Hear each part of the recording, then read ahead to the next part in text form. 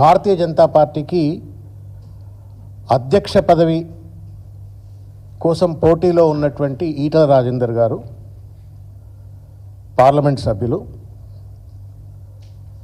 వికసిత సంకల్ప సభ, వికసిత భారత్ సంకల్ప సభ, సంథింగ్ లైక్ దట్, భారత వికసిత సంకల్ప సభ, ఒక పెద్ద సభను ఆయన ఆర్గనైజ్ చేసుకున్నారు.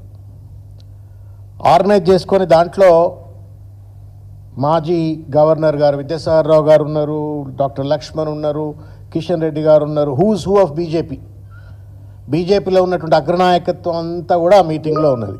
ఇది నేను గుర్తు చేస్తా ఉన్నా. ఒక్కడు లేడు అందులో, బండి సంజయ్ లేడు. మొత్తం బీజేపీ అగ్రనాయకత్వం అంతా మీటింగ్లో ఉంటుంది, ఒక్కడు మాత్రమే ఆ మీటింగ్లో లేదు, అది బండి సంజయ్ గారు. రెండోది, ఇంకొక సంఘటన మీకు గుర్తు చేసే ప్రయత్నం చేస్తాను. ఈ మధ్యకాలంలో కాళేశ్వరానికి సంబంధించి కమిషన్ వాళ్ళు పిలుపునిచ్చినప్పుడు, వారికి నోటీస్ ఇచ్చినప్పుడు ఈటల రాజేందర్ గారు చాలా స్పష్టంగా ఆ కమిషన్ ముందు కావచ్చు, బయటకు వచ్చి టీవీ ముందు కావచ్చు, లేకపోతే వివిధ ఇంటర్వ్యూలో చాలా స్పష్టంగా 2-3 విషయాలు చెప్పారు. ఇది క్యాబినెట్ అప్రూవల్తో కట్టిన ప్రాజెక్టు. కాళేశ్వరం ఉత్తర తెలంగాణకే కాదు, తెలంగాణకే వరదాయనిగా మిగిలిపోయింది. కాళేశ్వరం వల్ల ధాన్య ఉత్పత్తి పెరిగిపోయింది, రైతుల జీవితాలు బాగుపడ్డాయి అని చెప్పని బీజేపీ అధ్యక్ష పదవికి పోటీ పడుతున్నటువంటి ఈటల రాజేందర్ గారు చెప్పినటువంటి ఈ 2 విషయాలను గుర్తుపెట్టుకొని నేను మాట్లాడేటువంటి అంశాలను దయచేసి శ్రద్ధగా వినాలని చెప్పి నేను కోరుతా ఉన్నాను. ఇది ఇట్లా ఉంటే బండి సంజయ్, రేవంత్ రెడ్డి రామచిలుకగా బండి సంజయ్ మారినట్టుగా కనబడతా ఉంది. రేవంత్ రెడ్డి మీట నొక్కుతాడు, తోలుబొమ్మ లెక్క బండి సంజయ్ ఎగిరి పడుతున్నట్టుగా మాత్రమే నిన్న మాట్లాడింది తప్ప ఇంకొకటి లేదని నేను భావిస్తూ ఉన్నాను. ఒకటి,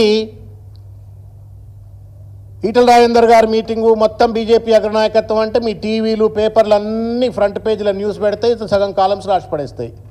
పక్కన నా వార్త కూడా రావాలా అని చెప్పని ఆ స్పేస్ మేనేజ్మెంట్ కోసం చిల్లర డ్రామాలు ఆడినరా, మొత్తానికి ఒక ప్రత్యేకమైన ప్రెస్ మీట్ పెట్టినరు.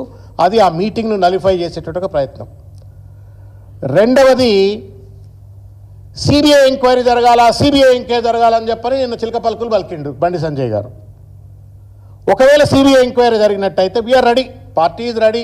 కేసీఆర్ గారు, హరీష్ రావు గారు, లేకపోతే పార్టీ అంతా ఏ ఎంక్వైరీలైనా పెట్టుకొని ప్రజల ముందు కాళేశ్వరం ప్రాజెక్టు ఒక వరదాయిని లెక్క నిలబడ్డది కాబట్టి ఏ ఎంక్వైరీ పెట్టుకున్నా, ఎన్ని హెరాస్మెంట్లు చేసినా రైతుల కోసం మేము కొట్లాడతామని చెప్పని పార్టీ రెడీగా ఉన్నది. మరి ఈ దీంట్లో ఆల్రెడీ నోటీసులు ఎదుర్కొన్నటువంటి ఈటల రాజేందర్ కూడా సిబిఐ ఎంక్వైరీ వస్తాయి కదా. ఈటల రాజేందర్కు సిబిఐ ఎంక్వైరీ ఎదుర్కొన్న తర్వాత సిబిఐ విచారణ ఎదుర్కొంటున్నవాడిని పార్టీ అధ్యక్ష పదవి ఎట్లా చేస్తారు, తప్పిస్తారు కదా అని చెప్పని అదొక రెండో కుట్రకోణం. ఒకటి, మీటింగ్ స్పేస్ రావద్దు, మీడియాల కవరేజ్ రావద్దు, తనది కూడా సమానమైన కవరేజ్ రావాలా. ఒకవేళ ఈటల తనన్నట్టుగానే సిబిఐ ఎంక్వైరీ జరిగినట్టయితే, ఈటల రాజేందర్ కూడా సిబిఐ కేసులో ఇంప్లికేట్ అయినట్టయితే ఈటల రాజేందర్ బీజేపీ అధ్యక్ష పదవికి అనర్హుడు అవుతాడు. నా కుర్చీకి నేను మళ్ళీ ఆ కుర్చీ మీద కూర్చోవడానికి నాకు పోటీ ఉండదు, ఈటల రాజేందర్ని ఇట్లనే తప్పిస్తున్నది రెండో కుట్ర. మూడో కుట్ర ఏంటి అంటే, ఊరంతా ఒక దారి అంటే ఉలిపికట్ట ఒక దారి. తెలంగాణ అంతా అట్టుడికి పోతా ఉంది. ముఖ్యంగా గోదావరి పరివాహక ప్రాంతంలో ఉన్నటువంటి ప్రజలు కావచ్చు, రైతులు కావచ్చు, రాజకీయ నాయకులు కావచ్చు, అందరూ కూడా ఆగమాగం అయిపోతూ ఉన్నారు. ఇవాళ ఈ బరకచెర్ల అని చెప్పని ఒక అడ్డమైన ప్రాజెక్టు చంద్రబాబు నాయుడు కడతా ఉన్నాడు, మా గోదావరి నీళ్లు ఎత్తుకపోయేటువంటి ఒక ప్రయత్నం చేస్తూ ఉన్నాడు. మా బతుకులు ఎట్లా అని చెప్పని రైతులు ఆగమాగం అవుతుంటే వాళ్లకు సంబంధించిన సమస్యలు మాట్లాడతలేడు రేవంత్ రెడ్డి. చంద్రబాబు నాయుడుకు మద్దతుగా రేవంత్ రెడ్డి వ్యవహరిస్తూ ఉన్నాడు. రేవంత్ రెడ్డికి మద్దతుగా అన్నట్టుగా నిన్న బనకచెర్ల గురించి ప్రశ్నలు వేసింది మీడియా వాళ్ళు. ఇంకా బనకచెర్ల సంగతి ఏంటంటే నేను అది మాట్లాడా అని చెప్పని పక్కకు పడేసి నేను కాళేశ్వరము సిబిఐ అని చెప్పని మాట్లాడు.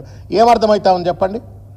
బనకచెర్ల మీద చర్చ రావద్దు, సిబిఐ కేసు ఈటల రాజేందర్ మీద రావాలా, బీజేపీ అధ్యక్ష పదవికి రావద్దు, ఆ మీటింగ్ కొలాప్స్ అయినట్టుగా కనబడాలన్నట్టు ఒక చిల్లర మనస్తత్వం. ఒక కేంద్ర మంత్రిగా ఉండి ఒక జాతీయ పార్టీకి అధ్యక్ష పదవిలో ఉన్నటువంటి ఒక వ్యక్తి చేసిన ఒక చిల్లర ప్రయత్నానికి రేవంత్ రెడ్డి రిమోట్ ఎత్తితే ఎగిరిపడేటువంటి ఒక తోలుబొమ్మ లెక్క, రేవంత్ రెడ్డి రామచిలుక లెక్క బండి సంజయ్ గారు నిన్న వ్యవహరించిన తీరు నాకు అనిపించింది. నిన్న ప్రెస్ మీట్ చూస్తూ ఉంటే తలిపాలు దాగి రొమ్ముగుద్దుడు అంటే గిట్లనే ఉంటుందేమో.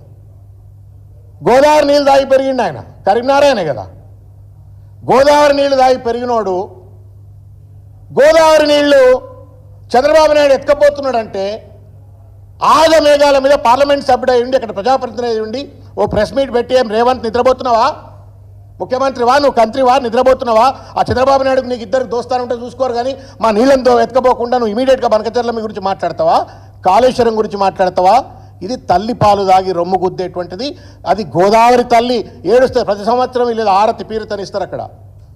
మరి ఎందుకు ఇస్తారో ఆరతులు? ఆ గోదావరి తల్లి ఏడుస్తూ ఉంది. అలా ఇటువంటి చెత్తగాళ్ళందరినీ కూడా మేము ఇలా ఎంపీలుగా, శాసనసభ్యులుగా బీజేపీ నుంచి ఎన్నుకుంటే ఇవాళ గోదావరిని కూడా దొంగతనం చేస్తూ ఉంటే కనీసం దాని గురించి కూడా రక్షకు రావట్లేరు అని చెప్పని ఇవాళ గోదావరి తల్లి ఏడుస్తున్నట్టు ఒక పరిస్థితి, అక్కడ ప్రజలు ఏడుస్తున్నట్టు ఒక పరిస్థితి. ఇది నయవంచన, దగ, మోసం. మూడో విషయం ఏంటంటే, మేడిగడ్డ ఇవాళ మార్బీ బ్రిడ్జ్ అహ్మదాబాద్లో కూలిపోయింది. It's already restored. Morbi bridge కూలిపోయింది, ఆల్రెడీ రెస్టోర్డ్. అయోధ్యలో రామ మందిరానికి లీక్లు వచ్చినాయి, దాన్ని కూడా నీళ్లు మొత్తం కారిపోయింది. మనం చూసినాం ఓపెనింగ్ అయిన తర్వాత. ఆడేం సిబిఐ విచారణ లేదు, లేకపోతే వాటిని పడవ పెట్టలేదు. మొత్తం లక్షల ఎకరాలకు నీళ్లు అందించేసి తెలంగాణకు వరదాయినిగా మారిన ఒక ప్రాజెక్టు ఒక 2 పియర్స్లో రిపేర్కి వస్తే, క్రాక్స్ వస్తే, ఒక కరీంనగర్ మంత్రిగా ఉండి కరీంనగర్ నుండి ప్రాతినిధ్యం వహిస్తున్నట్టుగా పార్లమెంట్ సభ్యుడిగా, కేంద్ర మంత్రిగా ఉండి ఇమీడియట్గా ఆ ప్రాజెక్టును రిపేర్ చేయించి రైతులకు అందుబాటులో చేయాల్సిన కనీస సోయి లేకుండా చిల్లర మల్లరగా కేసీఆర్ గారి పైన, బీఆర్ఎస్ పార్టీ పైన మాట్లాడే ప్రయత్నం చేసినాడు. ఎంత సిగ్గు అనిపించింది మాట్లాడుతుంటే. నాకు అనిపించింది ఎట్లా లీడర్లు అవుతారు వీళ్ళంతా, ఎట్లా లీడర్లు అవుతారు వీళ్ళు. పోలవరం కొట్టుకపోయింది, మనందరికి ఎరికే కదా. వేల కోట్ల రూపాయలు ఖర్చు పెట్టిన తర్వాత పోలవరం కొట్టుకపోయింది. అది కూడా అడ్డమైన కన్స్ట్రక్షనో, మరి డిజైన్ లోపమో, మొత్తానికి ఏదో కొట్టుకపోయింది.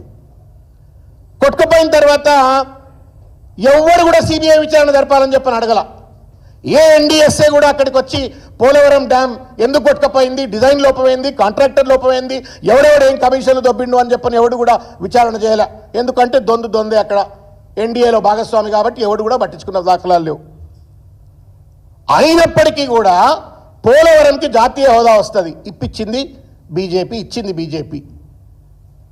కాళేశ్వరంకు జాతీయ హోదా ఇవ్వమని అడిగితేనట తప్పైంది అని చెప్పని ఎకసెక్కాలు ఆడుతూ ఉన్నాడు నిన్న బండి సంజయ్ గారు. న్యాయమా బండి సంజయ్ గారు?